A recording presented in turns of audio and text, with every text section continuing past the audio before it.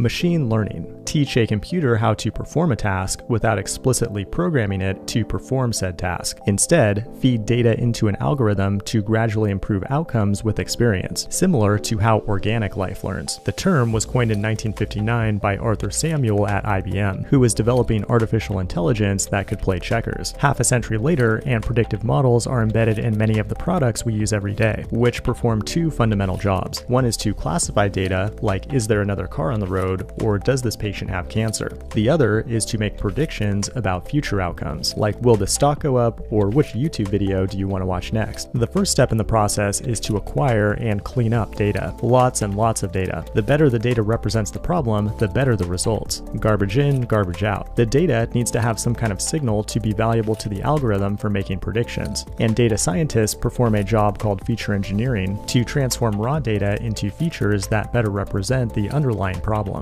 The next step is to separate the data into a training set and testing set. The training data is fed into an algorithm to build a model, then the testing data is used to validate the accuracy or error of the model. The next step is to choose an algorithm, which might be a simple statistical model like linear or logistic regression, or a decision tree that assigns different weights to features in the data. Or you might get fancy with a convolutional neural network, which is an algorithm that also assigns weights to features, but also takes the input data and creates additional features automatically. And that's extremely useful for datasets that contain things like images or natural language, where manual feature engineering is virtually impossible. Every one of these algorithms learns to get better by comparing its predictions to an error function. If it's a classification problem, like is this animal a cat or a dog, the error function might be accuracy. If it's a regression problem, like how much will a loaf of bread cost next year, then it might be mean absolute error. Python is the language of choice among data scientists, but R and Julia are also popular options, and there are many supporting frameworks out there to make the process approachable. The end result of the machine learning process is a model, which is just a file that takes some input data in the same shape that it was trained on, then spits out a prediction that tries to minimize the error that it was optimized for. It can then be embedded on an actual device or deployed to the cloud to build a real-world product. This has been machine learning in 100 seconds. Like and subscribe if you want to see more short videos like this, and leave a comment if you want to see more machine learning content on this channel. Thanks for watching, and I will see you in the next one.